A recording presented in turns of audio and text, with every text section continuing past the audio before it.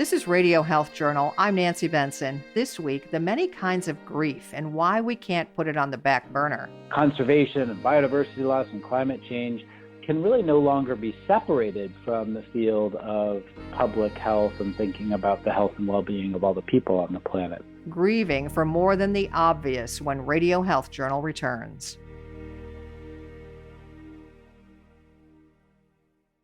I'm Reed Pence, the producer and host of Radio Health Journal. If you like listening to Radio Health Journal, you'll also like our sister show, Viewpoints, which covers a wide array of topics from education to history to the environment.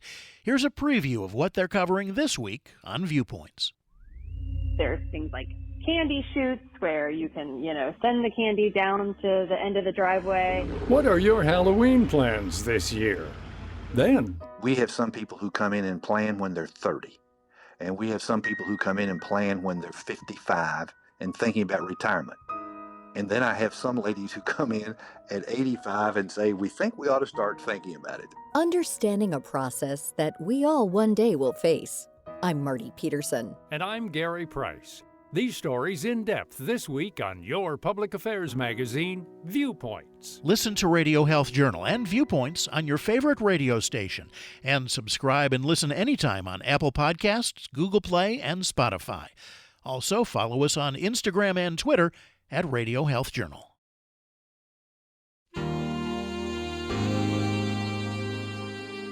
Just about everyone seems to be having a difficult time coping with the mental stress of COVID-19.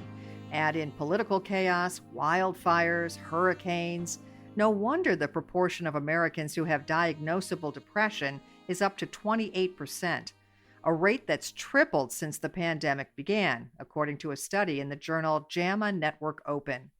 Another 25% of us have milder depression symptoms, but we've had little support as we try to roll with the punches. The mental health aspect of it has gotten lost in our need to find a cure, to treat and find a cure. Missouri McPhee is clinical chaplain and resident thanatologist at Orlando Health Central Hospital in Ocoee, Florida. Most of us are restricted. We're limited in what we can do.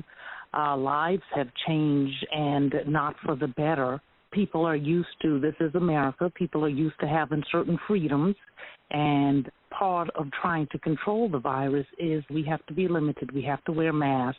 We have to maintain physical distance.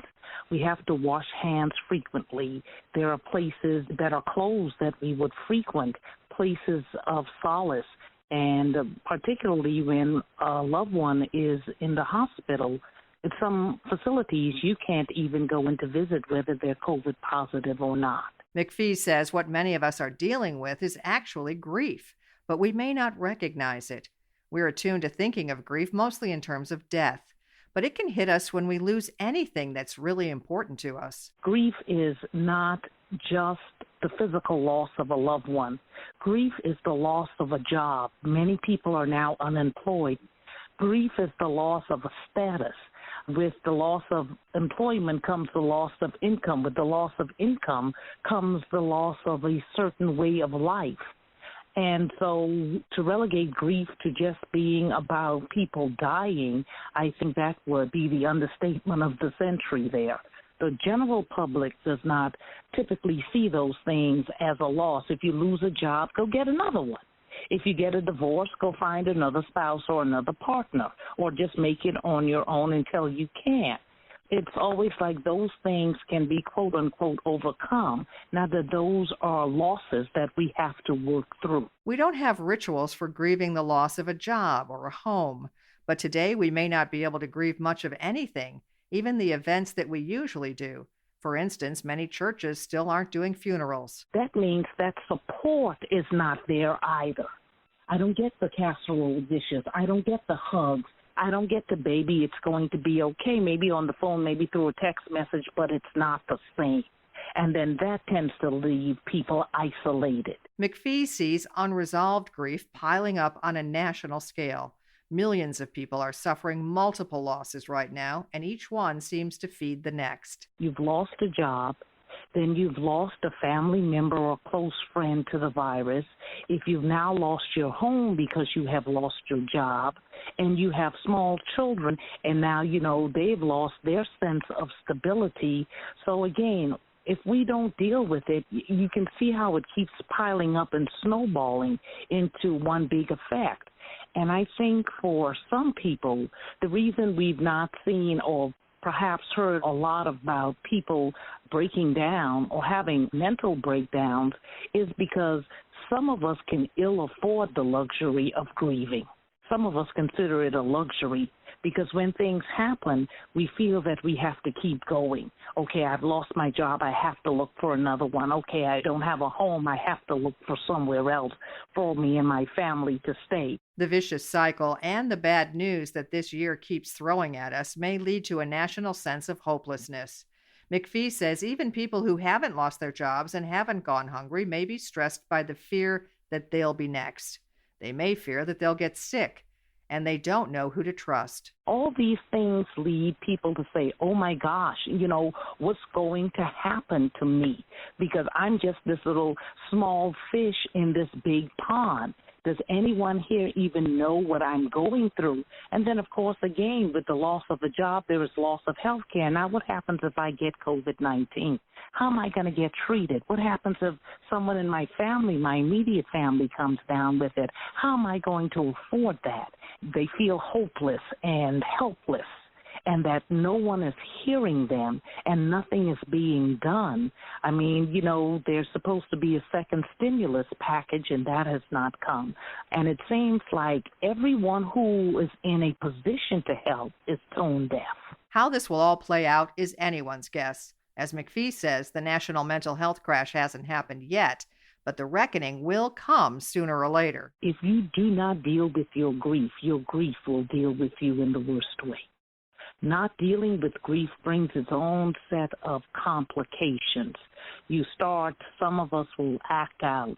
Some people will have complicated grief or multi-layered grief. If you don't deal with a grief when it happens or a loss when it happens, if you don't grieve that loss, and then there are subsequent losses in your life, you're just now compounding the problem of your grief. And some of these things you may never get to.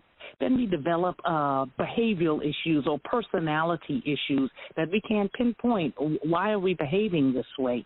And it's because we never dealt with our grief to begin with. If you don't resolve it, it's going to always try to say, hey, here am I. Deal with me. You ready to deal with me? You walk out the door in the morning, you think you've left your loss behind. When you come back home, it's right there waiting on you. You get in the car, it's in the passenger seat. It never leaves you. So how do we grieve when there's no ritual for it? McPhee suggests reaching out for help. Contact the local hospitals, contact the state health departments, contact the CDC. There are mental health resources out there whereby there are qualified people who can walk them through it. And sometimes we have to make our own rituals. We have to make meaning out of our losses. People are dealing with the stress any way they can. That could be one reason that holiday displays have already gone up in some stores. Retailers know we need something to look forward to. People are looking for meaning and trying to get back to some semblance of normalcy. I think many of the general population feels that the quicker we can get back to normal, the quicker we can snap out of depression. Doing things that we used to do, Christmas shopping, decorating, baking, having family over. The quicker we can get back to those things, I think people feel like the quicker we can move on and put this year, 2020, behind us. Some of the uncertainty and stress may ease in a little more than a week, but the election won't end all of the grief millions of us have suffered. The pandemic and its economic dislocation will continue, and the best thing to do is acknowledge our losses and live one day at a time. Our studio producer is Jason Dickey. I'm Nancy Benson. Radio Health Journal returns in just a moment. The American College of Physicians is celebrating National Internal Medicine Day on Wednesday, October 28th, and is proud to represent internal medicine specialists and subspecialists who make a difference in the lives of their patients every day. Internists are specialists in the diagnosis, treatment, and compassionate care of adults across the spectrum, from health to complex illness. ACP President and internist Dr. Jacqueline Fincher. General internists are trained to diagnose complex medical problems such as hypertension or diabetes and manage acute illnesses.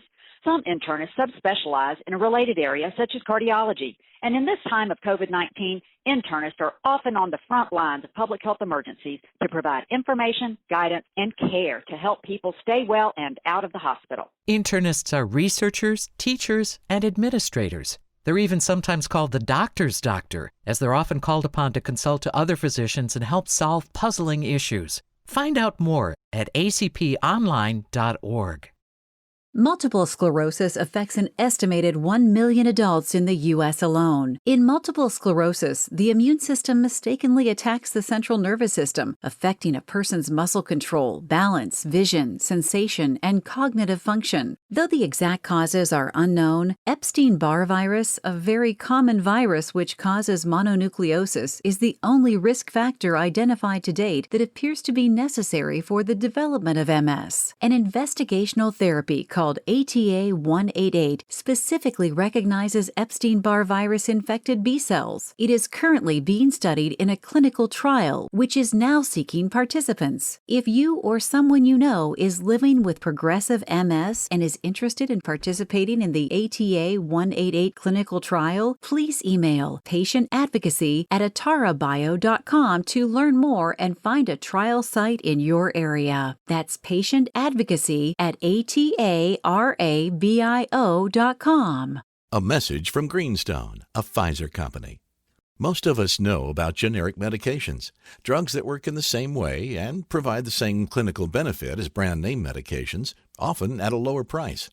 Most generics are made by a different manufacturer than the original brand, but there is also a lesser-known category of generic medications called Authorized Generics that are made by the same manufacturer of the brand name drug. Authorized Generics, like all generics, meet FDA quality and manufacturing standards. Authorized generics are the same as the brand name drug and only differ in that they do not have the brand name on their labels and may have a different marking on the medication. In limited cases, they may have a different color. Authorized generics are not new. Greenstone has been supplying authorized generics for over 25 years. Talk to your pharmacist or visit greenstonegenerics.com to learn more and see if they manufacture an authorized generic version of the medication you take. Many women think about mammograms during Breast Cancer Awareness Month. However, despite decades of mammogram screening, breast cancer is still the second leading cause of cancer death in women. Screening mammograms miss about 1 in 5 breast cancers, especially in women with dense breasts, according to Beth Battolino, CEO of Healthy Women. Dense breasts consist of a lot of fibrous or glandular tissue and not much fat. Only a mammogram can determine if you have dense breasts. Research shows women with dense breasts can be twice as likely to develop breast cancer as compared to women with non-dense breasts. That's why leading health organizations now recommend certain women with dense breasts have supplemental imaging, such as a breast MRI, which can increase cancer detection. Ask your doctor if additional breast imaging may be right for you. Find out more at healthywomen.org. The content is sponsored by Bayer. And that's Radio Health Journal for this week. Radio Health Journal is a production of MediaTrax Communications. Follow us on Twitter, Facebook, and Instagram to learn more. And check Apple Podcasts, Google Play, and Spotify for a library of past programs. Plus, you'll always find previous segments and information about our guests at radiohealthjournal.org. Join us again next week for another edition of Radio Health Journal. Coming up next week on Radio Health Journal. We really, truly believe in the healing power of animals. They can heal your body and your soul at the same time. Therapy chickens and horses and llamas, how animals are making themselves at home in nursing homes. Then black lung disease, a relic of the past, right? Unfortunately, no. I've met so many guys with black lung disease, more than I can probably count. All that and more on Radio Health Journal.